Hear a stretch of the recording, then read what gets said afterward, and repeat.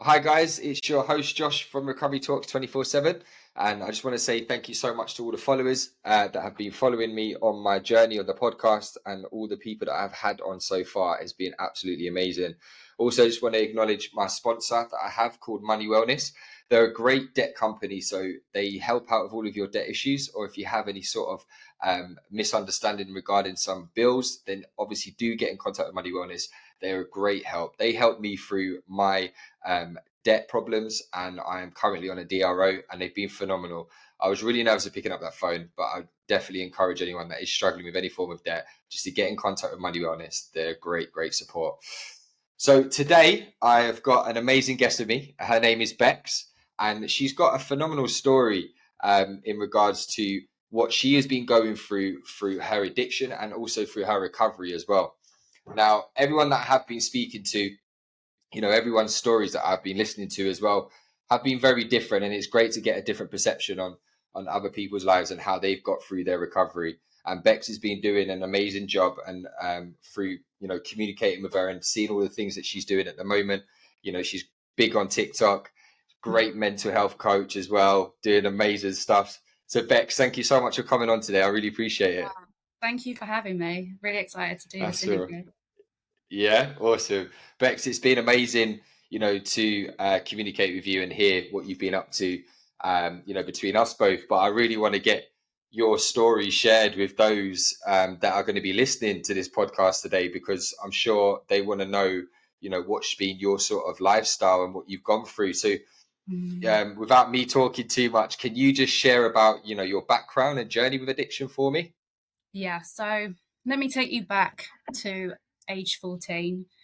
But being at school, being at secondary school, you want to fit in, but I wasn't that girl. I was bullied at two schools, and it stripped everything away from me, stripped my confidence, any self worth I had, any self respect I had. And it got to the point where so many people were hating on me that I started to believe I was the problem. So, with that, I made that decision that I didn't want to live anymore. And that was my first suicide attempt at age 14. And it was from there that I became in the system with counselors, like looking to be able to help me, help change my mindset. But something was just missing.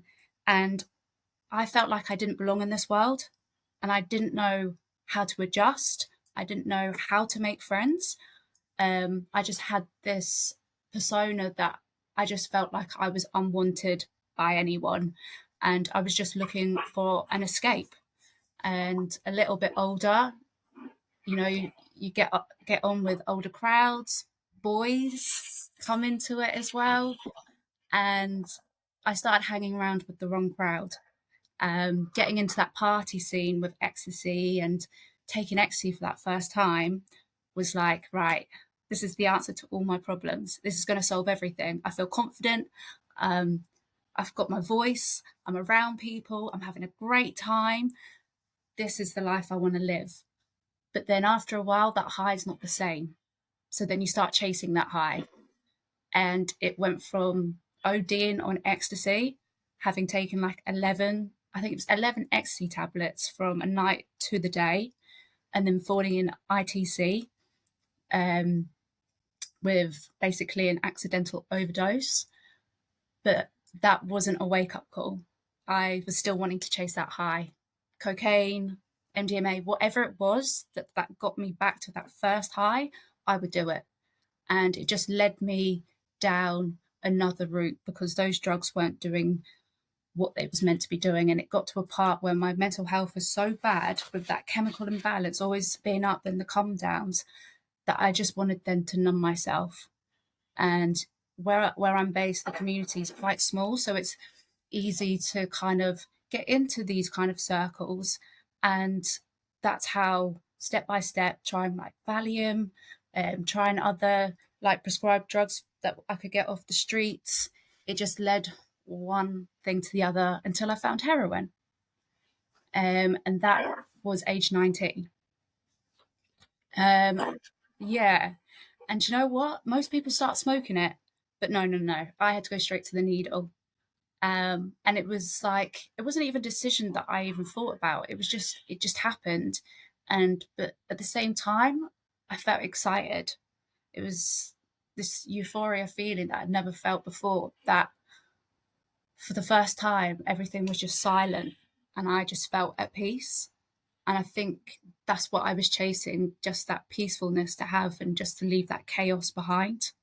And heroin played a massive part in that. Yeah. But like trying it at age 19, that's, people say you get addicted straight away. That wasn't the case for me. I think I tried it at 19, but then it was a couple of years later where I really started to fall into the depths of addiction, not really realizing that I was even in addiction. I was following the crowd, following what older people were doing, just wanted to be liked and to fit in. And I thought the drug world was my place where I could escape, but also have something in common with all these other people that I was using with. And after multiple overdoses on heroin, that still didn't come into my mind that things needed to change. I was very good at accidentally overdosing one day, and the next day I wipe it off and think, right, that didn't even happen, and let's just progress with life. It was just a way of thinking and justifying everything, and not even realizing the storm that I was actually living. Yeah. Well, that's amazing what you've just shared then, just explaining about where your addiction was taking you, and especially with the heroin as well, because I completely can relate to that, and I'm sure other people can relate to it as well, that have suffered with heroin addiction, or if they have suffered with any sort of opiate addiction in regards to medication as well. It doesn't have to just be the heroin that we inject in our bodies. We can take it tablet form, and just to fill that void as well, Yeah, that numbness. It's a common thing, isn't it? And it does give you that feeling of like really warmth, but you don't really know what the end result's going to be, and obviously it's going to lead into some form of an addiction. yeah. So with this addiction now that you're going through in your daily life, and did this affect your relationships with your family? Did this affect your overall well-being in the long run? Massively. That older crowd that I was partying with, even that was a step further too far for them. Like, they didn't want to be associated with me because of the stigma that comes with heroin. Like with my family, I became this very secret person. A lot of lies. My behavior changed massively. And my relationships were more drug induced. If I was having a relationship with someone, they would also be in that world of addiction. So it was very much like codependent. And for me, I lost all sense of who I was. It was a completely different person. Yeah. And it's, again, you don't realize as well, the effects that we're having on other people, because we're just so zoned into doing the drugs. Absolutely. And we start to see, like you said, you start seeing people just dropping off, and you're like, what's going on? But they can't keep up. They're like, I don't want to have that. Like you said, it's a stigma, isn't it, as well? Yeah. It's a typical thing.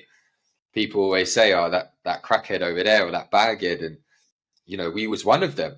Do you know what I Yeah, mean? And we didn't think we was, but we was one of them. absolutely. So you've gone through this period now. What sort of motivated you to seek out, seek help, and to start your sort of recovery journey? Do you know What what? did you do? I think there wasn't a point where I thought, right, I need help. What it was, was so much already within that system, like having counsellors. I was already like a client of drugs and alcohol over here. So I was already getting help. So it just felt like a natural progression of going on to methadone. Was my first treatment drug that they placed me on. And even then, I think I was still massively in denial. I was just so living in this dark world that this was just the natural progression of what happens next. And for me, getting that methadone script, it wasn't more seeking the help, it was more getting that script so I could actually have a drug every day, because that's the mindset that you're living in. And yeah, it wasn't probably a lot later in life where I kind of realized that something had to change, because if I don't change, I'm either going to continue this path and give my life to it. I think about all the multiple accidental overdoses I had and how lucky I'm still to be here. But if I had carried on, I may have not been so lucky. And it was being age 30, having completely lost my job, found myself back in court, which I had been like 10 years before in court before I was sentenced to prison, that I just thought, this is not going to go the way I want it. So I can choose a different path, which is completely unfamiliar, uncomfortable, but something has to change, and only I can make that change. And I think it, like, I don't know for men, but for women, I think turning 30 kind of sparks something, kind of gets you questioning about your life. And that was probably the first realization that I'd ever had. Like in the past, having been in prison and stuff like that, you're in prison, you're in a bubble, and you have all this good intention to do really well when you leave. But when you leave, there's nothing in place. Well, there was nothing in place for me. All my friends were still in prison. So I just went back to old behaviors because that was what was familiar and all I knew. But a few years, I started breaking away just slowly from that drug circle, and it became quite lonely and quite isolated, using by myself, like just being by myself all the time, having to live two different lives, because I was working. I was a legal secretary for 5 years. And Wow. like in the world of society, I was this person doing well, could keep a job, showed up immaculately. Like no one would have guessed that I was a heroin addict. But it's just tiring having to play two different identities all the time. And I just thought, I need to get real. I have to make a decision, and I need to commit to this decision if I want a different outcome. Yeah. And like you said as well, like what is amazing, trying to live two different lifestyles, especially being like a legal secretary as well. That must have been really, really hard work. And that's like a full-time job in itself as well, trying to hide that addiction. And I'm sure anyone that's listening right now that maybe is going through some form of addiction and they're trying to do that themselves, what sort of things would you say to them to kind of identify that, they may be having some issues? What would you say to that person that may be listening? Current issues, I would say it all depends, and it really does start with you to make that decision of change, because without that decision of change that comes from you and that willingness, it's not going to work. You can have family telling you to do this, you can have family telling you go to rehab or whatever, but if it's not the right timing for you, it's just setting yourself up for failure. So you have to really look within and be like, right, am I ready to leave all this behind? Because it's not just about putting the drug down, it's about changing your whole lifestyle, and that takes work, and it's hard, but at the same time it's so rewarding. But I would just say there is help out there. There are options out there. If you don't want to go to rehab, there are treatment drugs out there. You don't have to continue living a life so isolated and so dark, because there are other people out there in your same position. That was the position that I was once in. Like things can change. That's amazing. And like you said, everyone that does go through some form of an addiction problem, they don't go to rehab, and they can do, go to groups, or they can go on some form of a medication that can help them, to wean them off a particular drug. And I'd love to know more about that, because guys, whoever's listening, this lady Bex does amazing content on TikTok. And what really caught my eye is how in depth you go about Buvidal, and which you was on previously, and then it wasn't really working for you, which is fine. Anyone that's listening, is fine. If something doesn't work for you, go back to the doctor, find out if there's anything else, and that's what you did. And you've moved on to the Espinal. But definitely, I'm sure there's people that would want to hear what sort of Buvidal is, what it's about. There may be someone that's listening that hasn't a clue about any of this stuff and they just want to get some more information. So I'd love you to share a little bit about that, Bex, for me. So Buvidal, main ingredient is buprenorphine, which is the same as Subutex, but instead of it coming in like a tablet form, it's an injection that you have. Your prescribing doctor will perform the injection. You start off having a weekly, and then once you've had 4 weeks, you then move to a monthly injection, and it goes into the fatty layer, and it's basically a depot that will last for that week or for that month until your next appointment. And the great thing about Buvidal is you don't have to go to the chemist to get your medication. It gives you so much freedom.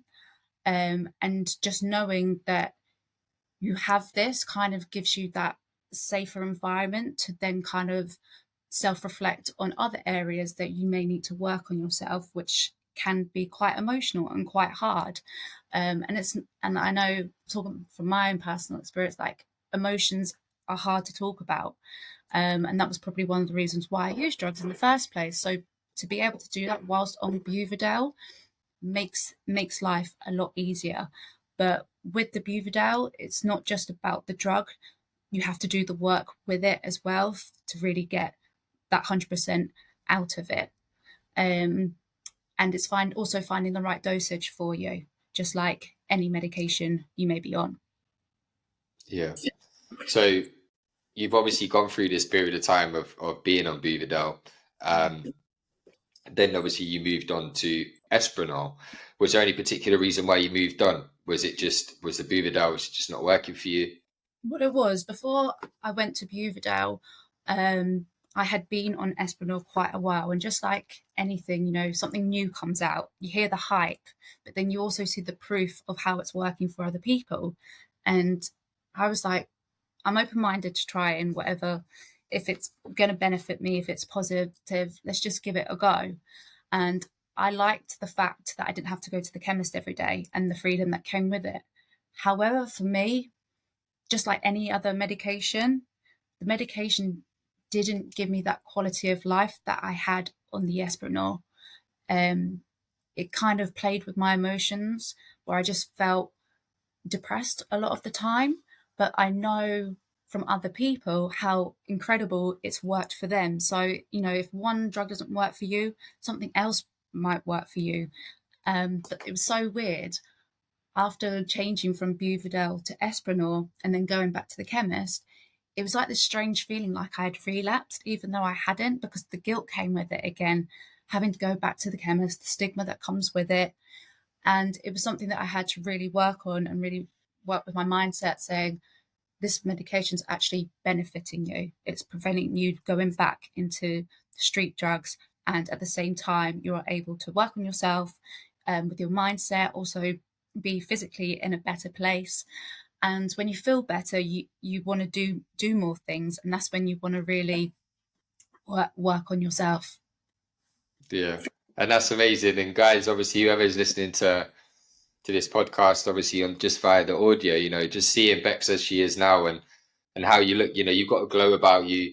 You've got an amazing story in itself that you're sharing with us now, and I really want to touch on, because we spoke previously before, didn't we? And there is a shame that there is a stigma on that sort of, you know, the treatment that you're going through. And I, on a personal experience, you know, I think to myself, if somebody's on a treatment like that, either Buvidal, Espranol, or any other treatment that's getting them off the particular drug that it was on, I think that is an amazing thing in itself. Yeah. You know, and I'm sure you can agree, Bex, like even as we speak, you know, you're still on this course of Espranol, but you haven't touched any drugs. So I think that's an amazing thing in itself anyway. And I really, you know, I really do commend you. I really do take my hat off to you to being able to stand up and go, well, hold on a minute, I'm a walking testimony in itself. You've got a phenomenal story, and I'm sure there's somebody at home that maybe have felt like that, you know, oh, I'm still on this, or am I still a drug addict? No, I don't agree with that. I truly believe you're on a journey, and however long that journey needs to take, then you go on that journey.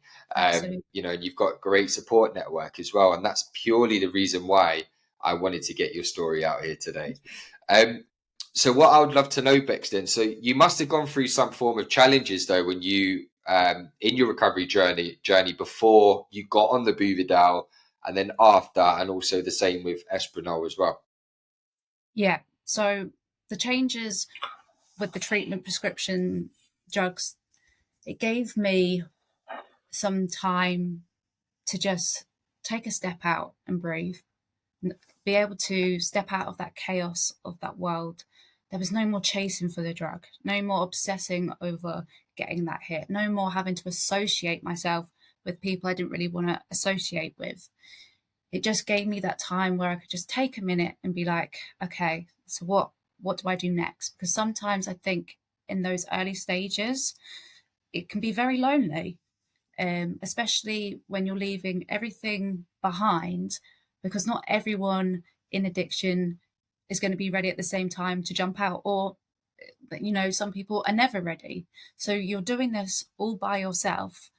And I think over time, especially working on my mindset, I started to find my voice a little bit. I started to see where areas could be improved, not just within myself, but also like in the community.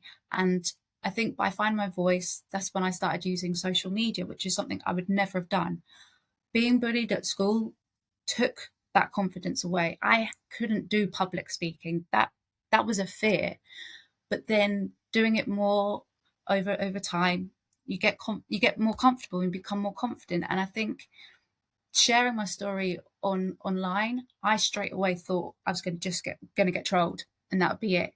I never expected people to say that they relate, that they like my videos, that they understand. That for me was just, that was like purpose there. Like I found my purpose and want to do. I want to turn my mess into a message and be able to support and help other people through addiction or through their recovery. And that's why I have become like an addiction and mental health coach, because when you have that personal insight, it makes that journey with your client so much easier than someone who's just read the textbook about addiction and has all these expectations that not necessarily are real or true.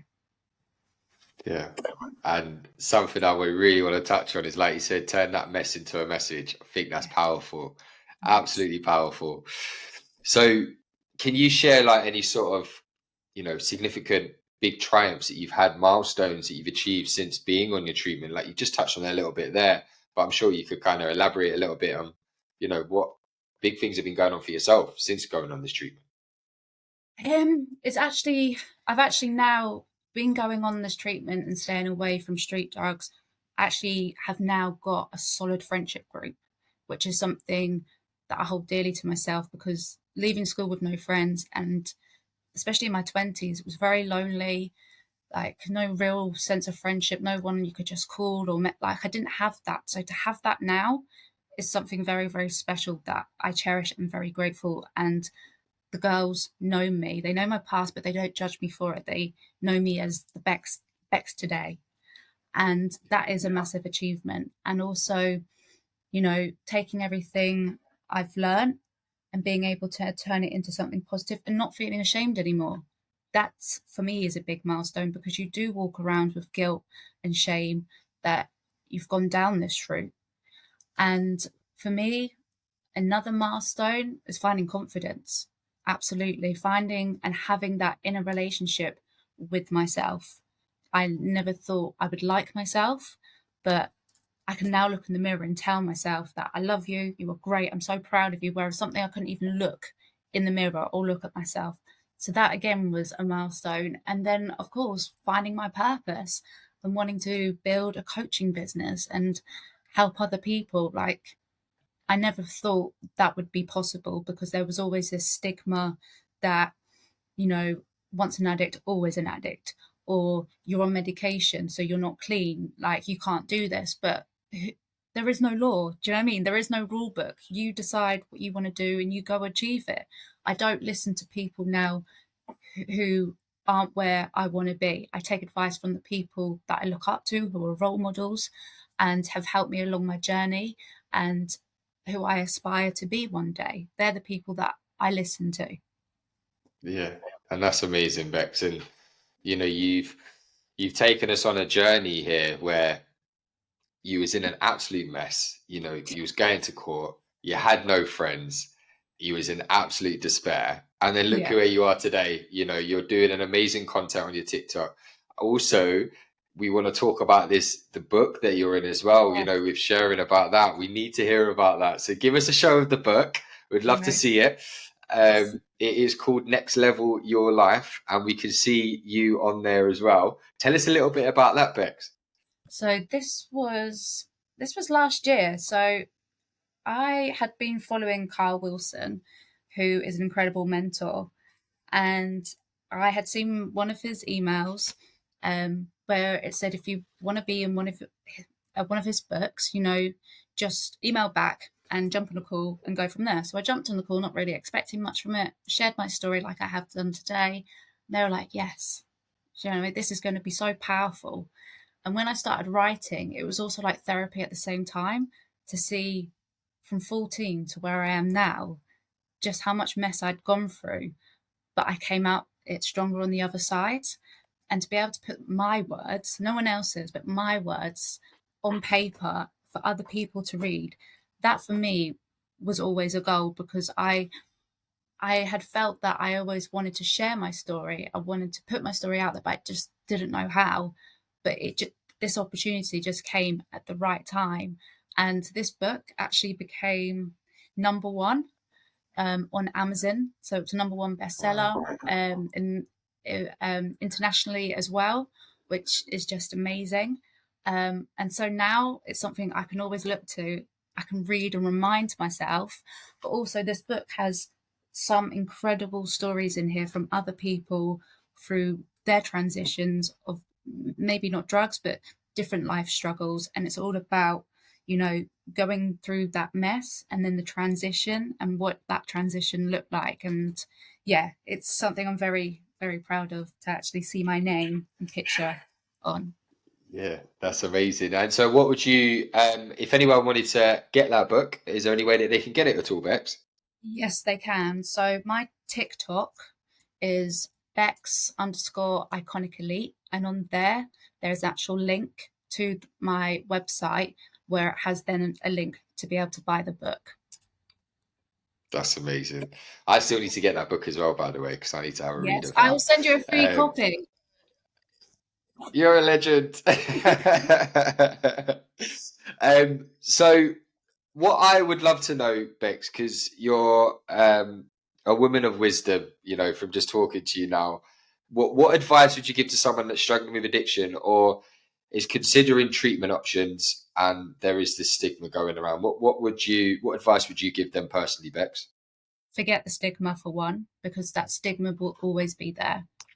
If you keep listening to people who are just going to constantly put you down, you're never going to move away. So I would literally say, stop listening to those people because usually the people who've got so much to say are the people who have never experienced addiction before. So I go and see that local drug service or go see your doctor and talk and just find out what your options are. Because I know when you're in active addiction, it can feel like a prison and it can feel like there is no way out. But there are ways out. There's local charities you can also like ring or go see. And also finding a community that where people can understand and relate, that is a massive help, whether it's going to meetings or whether it's an online space, or coming over to my TikTok channel. But whatever Yeah. works for you, there are options, and just don't think this has to be the rest of your life. Like, your life doesn't have to stop. You only get one life, and it's never a dress rehearsal. Yeah, fantastic. And what I'm sure other people would love to hear as well, like what's your sort of goals now for the future? Because I'm sure you've got things that you want to kind of reach to. Like you said, you've been looking up to people. I'm sure you've got a goal that you want to reach. So what's that sort of looking like for yourself at the moment? For me, it's about focusing, building my coaching business, being able to have that clientele who are ready and willing to take that journey with me. That's a massive goal that I want to achieve, and be able to put Iconic Elite project out there, and be able to create maybe even like a membership where we go outside of social media, but we're together in a safer place where you can learn courses, where you can access coaching. That's something that I really want to work towards in the future. And, you know, one of my goals is also to bring education and awareness, whether that's going into schools, whether it's prisons, you know, just to be able to show people, but also offer other skills and tools that they can use to be able to help with their mindset. Because I think everything begins with this, begins with your mind, it begins with that thought. And also, I think when you build that relationship with yourself and you fill that void with love and self-worth, you then no longer look externally for something to fill that void. So to be able to put something out there and be able to create something special from that is going to be a massive goal. And we will we will speak that into existence. That will happen, you know. Yes. If you put your mindset onto it, it can happen. And look where you are today. And anyone that's listening as well, that's got any sort of goals or dreams that you want to reach, to just definitely go for it. And it is possible. Yes, that we were addicts. Yes, that we've done drugs. But you know what? Amount of people that I've met, Bex, that have been in addiction and now they've got their own business, or they're doing charity work, they're going out and speaking to others, and they're doing things that people would have gone, nah, he can't be doing that. And look what they're doing today, just like yourself. You know, you're doing amazing things. So looking back now, Bex, at everything that's all gone on, what would you say you've learned about yourself throughout this whole journey? Ooh, what would I say? I would say what I've learned about myself is to trust in myself, to trust my decisions. I think sometimes when you don't always make the right decisions, it can be hard to trust yourself. Also, recovery is a journey.